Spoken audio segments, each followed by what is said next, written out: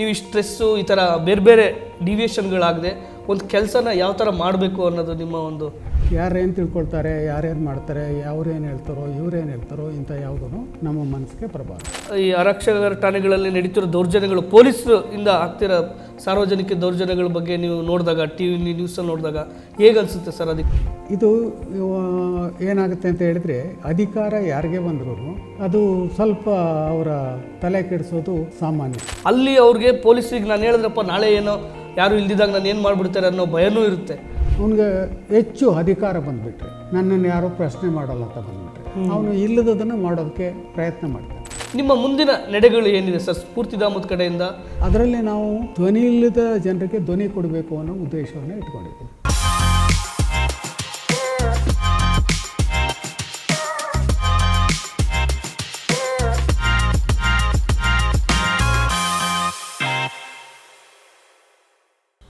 ನಮಸ್ಕಾರ ವೀಕ್ಷಕರೇ, ಈ ದಿನ ಹಾಗೂ ಜಂಗಮ ಕಲೆಕ್ಟಿವ್ ಸಹಯೋಗದಲ್ಲಿ ನಡೀತಿರುವ ಜೀವಪದ ಸಂಚಿಕೆಗೆ ವಿಶೇಷವಾಗಿ ನಮ್ಮ ಜೊತೆ ಎಸ್ ಬರಿಸ್ವಾಮಿಯವರು, ಇವರು ನಿವೃತ್ತ DGP. ಅದಲ್ಲದೆ ಅವರು ನಿವೃತ್ತಿ ಆದಮೇಲೆ ಈಗ ಇಲ್ಲಿವರೆಗೂ ಒಂದು 20 ವರ್ಷ ಆಯಿತು ಅವರು ನಿವೃತ್ತಿಯಾಗಿ ಸಮಾಜಮುಖಿ ಕೆಲಸಗಳಲ್ಲೂ ತಮ್ಮನ್ನು ಕೂಡ ತೊಡಗಿಸ್ಕೊಂಡಿದ್ದಾರೆ. ಅವರ ಒಂದು ಜೀವನ ಅನುಭವ ಮತ್ತು ಅವರ ಈಗ ಸಮಾಜದಲ್ಲಿ ಅವರ ಮುಂದಿನ ಕಾರ್ಯಕ್ಷೇತ್ರಗಳಾಗಿರ್ಬೋದು, ಅವರ ಮುಂದಿನ ಕನಸುಗಳಾಗಿರ್ಬೋದು, ಅದನ್ನು ನಮ್ಮ ಜೊತೆ ಹಂಚ್ಕೊಳ್ಳಿಕ್ಕಿದ್ದಾರೆ. ಪ್ರೀತಿಯಿಂದ ಎಸ್ ಬರಿಸ್ವಾಮಿ ಅವರಿಗೆ ಸ್ವಾಗತವನ್ನು ಕೊಡ್ತೀವಿ ಸರ್. ನಮಸ್ಕಾರ. ನಮಸ್ತೆ ಸರ್. ನೀವು ಬಾಲ್ಯದ ಒಂದು ನಿಮ್ಮ ನೆನಪಾದ್ರಿ, ನೀವು ಆದಮೇಲೆ ಒಂದು ಹಳ್ಳಿ, ಚಾಮರಾಜನಗರದ ಹಳ್ಳಿಯಿಂದ ಬಂದು ಮತ್ತು ನಮ್ಮ ಕರ್ನಾಟಕದ ಅತ್ಯುನ್ನತ ಒಂದು ಸ್ಥಾನವನ್ನು DGP ಆಗಿ ಕೂಡ ಅಲಂಕರಿಸಿದ್ರಿ. ಈ ನಿಮ್ಮ ಒಂದು ಬದುಕನ್ನು ಒಂದು ಸಣ್ಣ ವೀಕ್ಷಕರಿಗೆ ಒಂದು ಸಣ್ಣದಾಗಿ ಹೇಗೆ ಹೇಳ್ಕೊಡ್ತೀರಿ ಸರ್? ನಾನು ಸತ್ಯಗಾಲ ಅಂತ ಒಂದು ಗ್ರಾಮ ಇದೆ. ಓಕೆ. ಚಾಮರಾಜನಗರ ಶಿವನ ಸಮುದ್ರ ಅಂತ ಕೇಳಿರ್ಬೋದು. ಹೌದು, ಕೇಳಿದೆ. ಅದರ ಪಕ್ಕದಲ್ಲೇ ಹಾಂ. ಇದು ಚಾಮರಾಜನಗರ ಜಿಲ್ಲೆಗೆ ಸೇರುತ್ತೆ. ಹಾಂ. ಅಲ್ಲಿಂದ ಬಂದವನು. ನನ್ನ 4ನೇ ತರಗತಿವರೆಗೆ ಶಿಕ್ಷಣ ಆ ಊರಿನಲ್ಲೇ ಆಯಿತು. ಓಕೆ. ನಂತರ ಆನ್ವಾಡಿ, ಆಮೇಲೆ ಕೊಳ್ಳೇಗಾಲ, ಮೈಸೂರು, ಇಲ್ಲಿ ಸಂಪೂರ್ಣವಾಗಿ ನನ್ನ ಶಿಕ್ಷಣ ಅಂದರೆ ಗ್ರ್ಯಾಜುಯೇಷನ್ ಆಯಿತು. ಓಕೆ. ಅಲ್ಲಿಂದ ನಾನು ಸ್ವಲ್ಪ ಸುಮಾರು 3-4 ವರ್ಷಗಳು ನಾನು ಇನ್ಕಮ್ ಟ್ಯಾಕ್ಸ್ ಇಲಾಖೆಯಲ್ಲಿ ಕೆಲಸ ಮಾಡ್ತಾಯಿದ್ದೆ. ಓಕೆ. ಅಲ್ಲಿದ್ದಾಗ ಈ ಪರೀಕ್ಷೆ ಕಟ್ಟಿ, ಆಲ್ ಇಂಡಿಯಾ ಸರ್ವಿಸಸ್ ಪರೀಕ್ಷೆ ಕಟ್ಟಿ ನಾನು IPSಗೆ ಸೆಲೆಕ್ಟ್ ಆದೆ 1972ರಲ್ಲಿ. ಓಕೆ. 72ರಲ್ಲಿ IPSಗೆ ಬಂದು ಬೇರೆ ಬೇರೆ ಹುದ್ದೆಗಳಲ್ಲಿದ್ದೆ ಮತ್ತು ರಿಟೈರ್ ಆಗುವಾಗ DGP ರಿಟೈರ್ ಆದೆ. ಅಲ್ಲಿಂದ ನಂತರ ಅಂದರೆ ಈ ಸ್ಫೂರ್ತಿಧಾಮ ಅನ್ನೋ ಸಂಸ್ಥೆನ ನಾನು ಕೆಲಸದಲ್ಲಿದ್ದಾಗಲೇ ಕಟ್ಟಿದ್ದು. ಹೌದಾ? ಓಕೆ. ನಿಮಗೆ ನಿಮ್ಗೆ ಗೊತ್ತಿದೆ, 1991ರಲ್ಲಿ ಬಾಬಾ ಸಾಹೇಬ್ ಅಂಬೇಡ್ಕರ್ ಅವರ ಸೆಂಚುರರಿ ಆಯಿತು. ಹೌದು. ನಾವು ಅದನ್ನು ಅರ್ಥಪೂರ್ಣವಾಗಿ ಮಾಡಬೇಕು ಅಂತ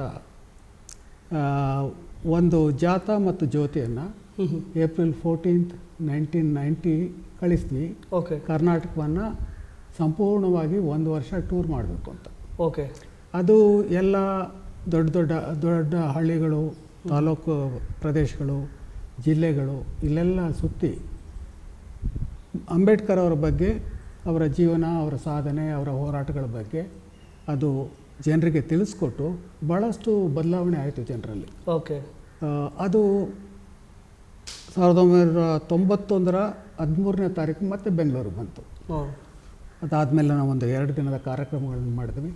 1 ವರ್ಷ ಸತತವಾಗಿ ಹಳ್ಳಿಗೆ ಭಾಳಷ್ಟು ಜನರು ಜಾತಿ ಮತ ಭೇದ ಇಲ್ಲದೆ ಅದಕ್ಕೆ ಸ್ಪಂದಿಸಿದ್ರು ಮತ್ತು ಬಾಬಾ ಸಾಹೇಬರು ಮಾಡಿರುವಂಥ ಕೆಲಸಗಳನ್ನ ಅದರ ಅರಿವಾಯಿತು.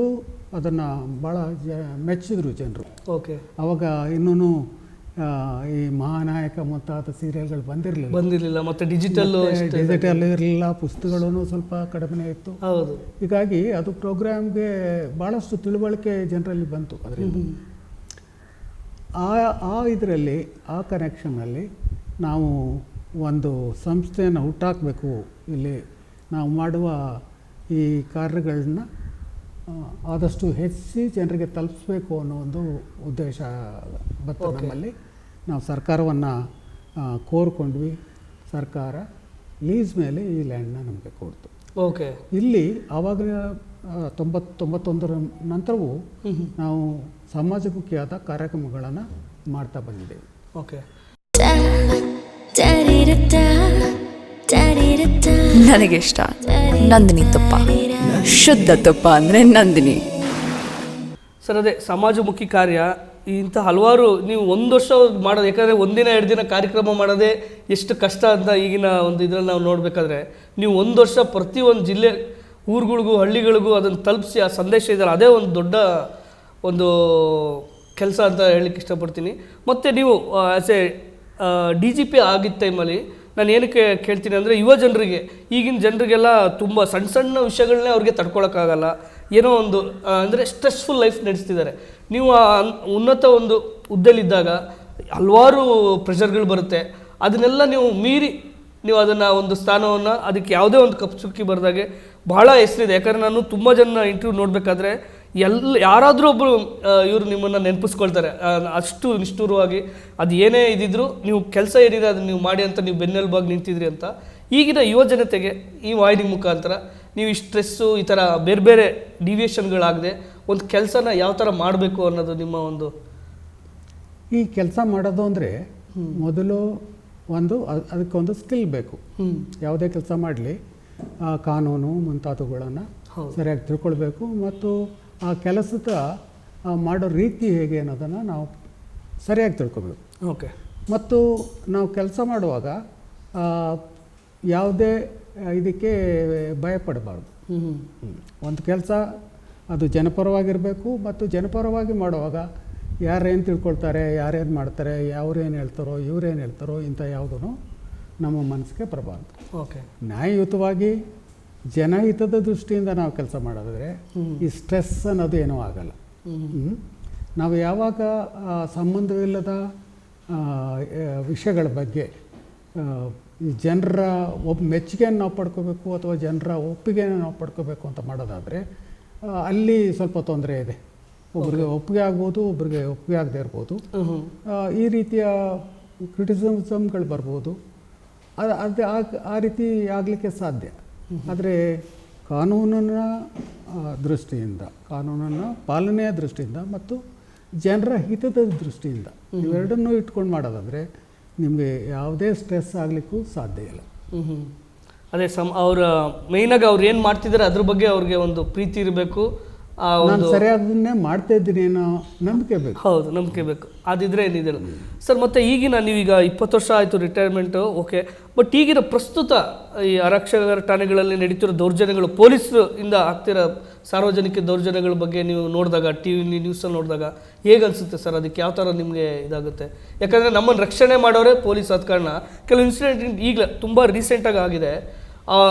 ಒಬ್ಬರು ಡಬಲ್ ಸ್ಟಾರ್, ಸಿಂಗಲ್ ಸ್ಟಾರ್ ಹೋಗಿ ಸಾರ್ವಜನಿಕರು ನ್ಯಾಯ ಕೇಳಕ್ಕೆ ಬಂದಾಗ ಅವ್ರ ಮೇಲೆ ದೌರ್ಜನ್ಯ ಮಾಡೋದಾಗಲಿ, ಅವ್ಯಾಚ್ಯ ಶಬ್ದಗಳಿಂದ ನಿಂದಿಸೋದಾಗಲಿ, ಈ ಥರ ಎಲ್ಲ ನೋಡಿದಾಗ ಒಬ್ಬರು ಕಾನೂನು ವ್ಯವಸ್ಥಾಪಕರು ಅವರು ಅದನ್ನು ಸುಧಾರಿಸೋರು ಈ ಥರ ಮಾಡ್ತಿರೋಕ್ಕೆ ಅವ್ರಿಗೆ ನೀವು ಏನು ಹೇಳಲಿಕ್ಕೆ ಇಷ್ಟಪಡ್ತೀರಿ?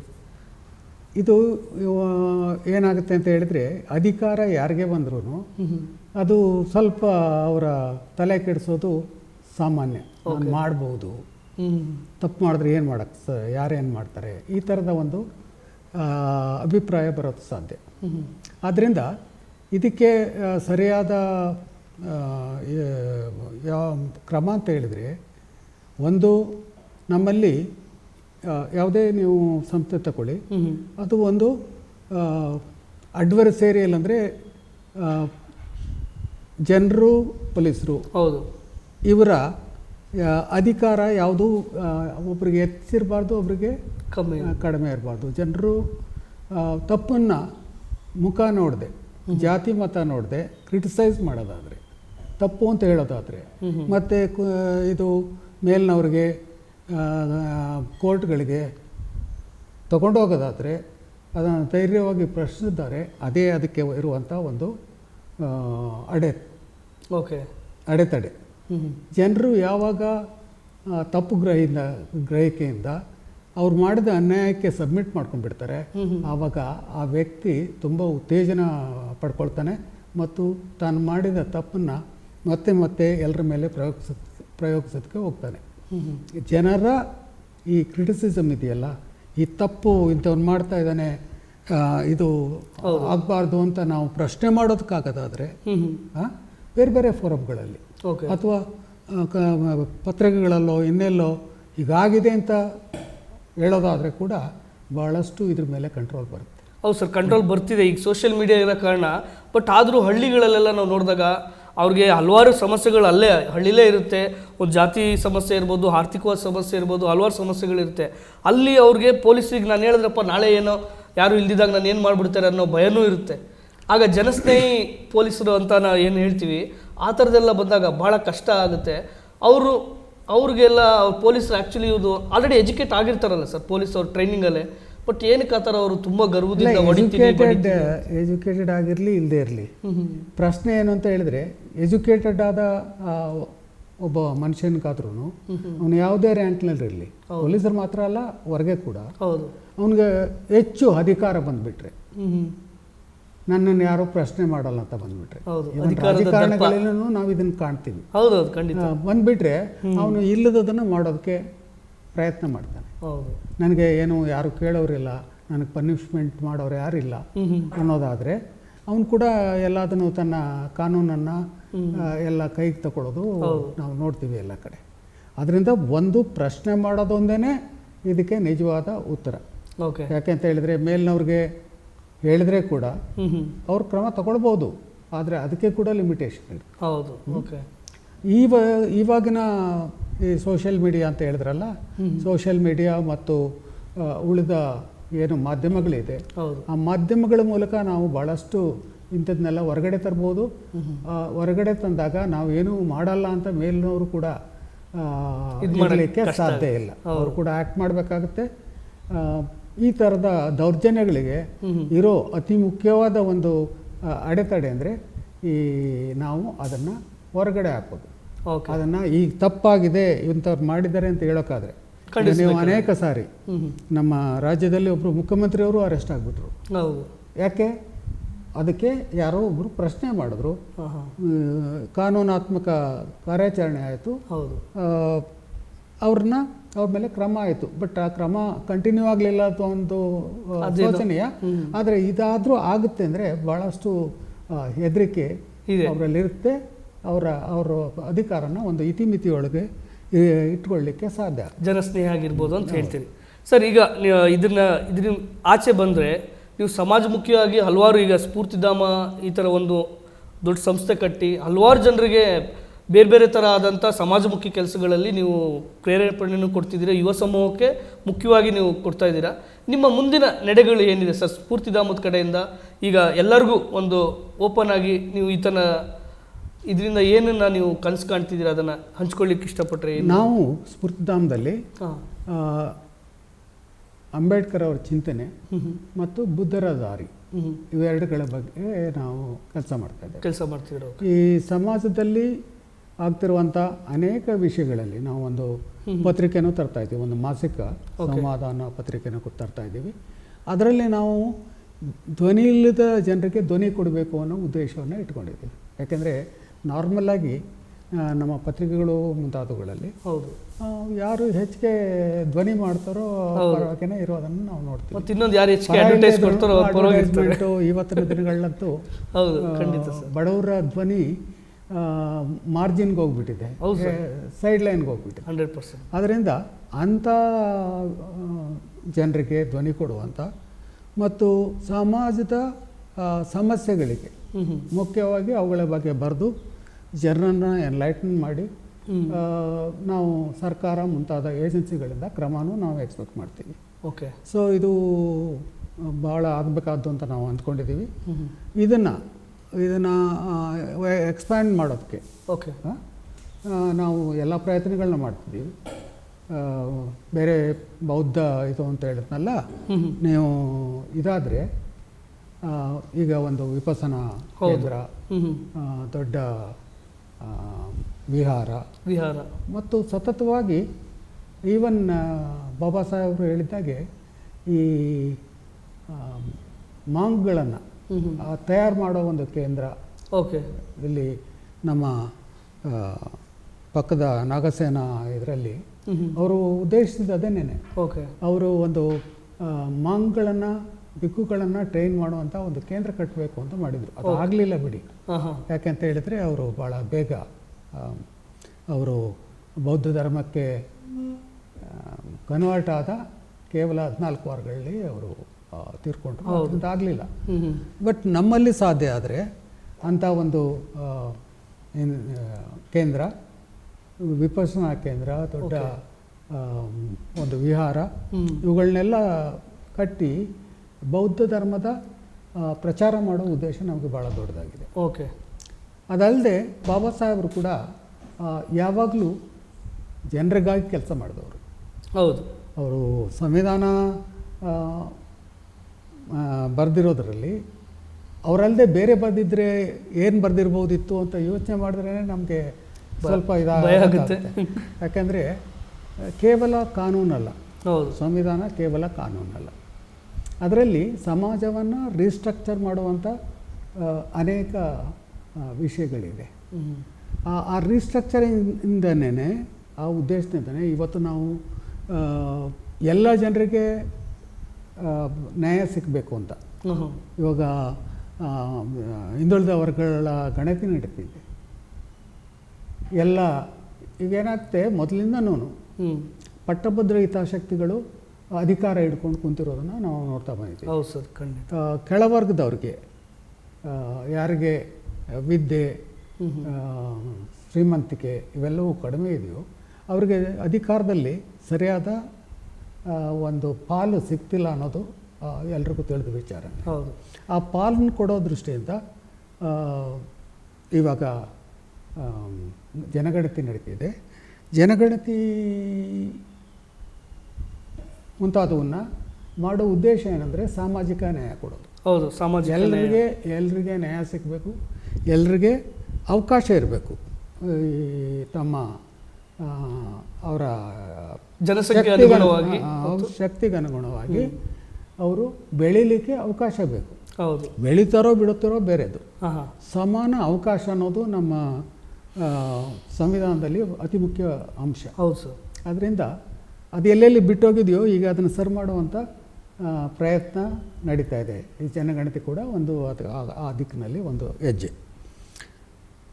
ಹೀಗೆ ಈ ಭಾಳಷ್ಟು ಸಮಾಜಮುಖಿಯಾದ ಚಿಂತನೆಗಳು ಬಾಬಾ ಸಾಹೇಬರಲ್ಲಿ ಮತ್ತು ಬುದ್ಧರಲ್ಲಿ ಇರೋದರಿಂದ ಅದನ್ನು ನಾವು ಹೆಚ್ಚು ಪ್ರಚಾರ ಮಾಡಬೇಕು ಮತ್ತು ಅದಕ್ಕೆ ಅದರ ಬೆಳೆಯೋದಕ್ಕೆ ಬೇಕಾದ ಅವಕಾಶಗಳನ್ನು ನಾವು ಕಲ್ಪಿಸ್ಕೊಡ್ಬೇಕು ಅನ್ನೋ ದಿಕ್ಕಿನಲ್ಲಿ ನಾವು ಪ್ರಯತ್ನ ಮಾಡ್ತಾ ಇದ್ದೇವೆ ಮತ್ತು ಕೆಲಸ ಮಾಡ್ತಾ ಇದ್ದೇವೆ. ಸರ್, ತುಂಬ ಥ್ಯಾಂಕ್ಸ್. ನೀವು ತುಂಬ ಬ್ಯುಸಿ ಇದ್ದರೂ ಕೂಡ ನಮ್ಮ ಕರೆಗೆ ಪ್ರೀತಿಯಿಂದ ಒಪ್ಪಿಗೆ ಕೊಟ್ಟು ಅನುಭವಗಳು ಮತ್ತು ನಿಮ್ಮ ಮುಂದಿನ ಕನಸುಗಳನ್ನು ನಮ್ಮ ಹತ್ರ ಹಂಚ್ಕೊಂಡ್ರಿ. ಅದೇ ವೀಕ್ಷಕರೇ, ಧ್ವನಿ ಇಲ್ಲದವರ ಪರವಾಗಿ ನಿಲ್ಲೋ ಒಂದು ಇದೇ ತುಂಬ ದೊಡ್ಡದು. ಆ ಒಂದು ಮುಖ್ಯ ಒಂದು ಏನು ಹೇಳಿದ್ರಿ, ಆ ಮುಂದೆ ನೀವು ಏನೇನು ಕನ್ಸ್ಕೊಂಡು ಕಂಡಿದ್ದೀರಿ ಅದಕ್ಕೆಲ್ಲ ಇನ್ನೂ ಶಕ್ತಿ ಕೊಡಲಿ ಅಂತ ಕೇಳ್ಕೊಳ್ತಾ ನಿಮಗೂ ಕೂಡ ಧನ್ಯವಾದಗಳನ್ನು ಅರ್ಪಿಸ್ತೀನಿ sir. More power to you. ಇಲ್ಲಿವರೆಗೂ ನೀವು ಪ್ರೀತಿಯ ಎಸ್ ಮರಿಸ್ವಾಮಿ ಸರ್ ಅವರ ಒಂದು ಜೀವನ ಅನುಭವ ಮತ್ತು ಅವರ ಮುಂದಿನ ಕನಸುಗಳನ್ನು ಕೇಳಿದ್ರಿ. ಮುಂದಿನ ಸಂಚಿಕೆಯಲ್ಲಿ ಇನ್ನೊಬ್ಬರು ವಿಶೇಷವಾದ ವ್ಯಕ್ತಿಯೊಂದಿಗೆ ಭೇಟಿಯಾಗೋಣ. ಧನ್ಯವಾದಗಳು. ಮತ್ತಷ್ಟು ವಿಶೇಷ ವಿಡಿಯೋಗಳನ್ನು ನೋಡಲು ಮತ್ತು ಹೊಸ ವಿಡಿಯೋಗಳ ಬಗ್ಗೆ ತಿಳಿಯಲು EDina.com ಯೂಟ್ಯೂಬ್ ಚಾನೆಲ್ ಸಬ್ಸ್ಕ್ರೈಬ್ ಮಾಡಿ ಮತ್ತು ಬೆಲ್ ಐಕಾನ್ ಕ್ಲಿಕ್ ಮಾಡಿ.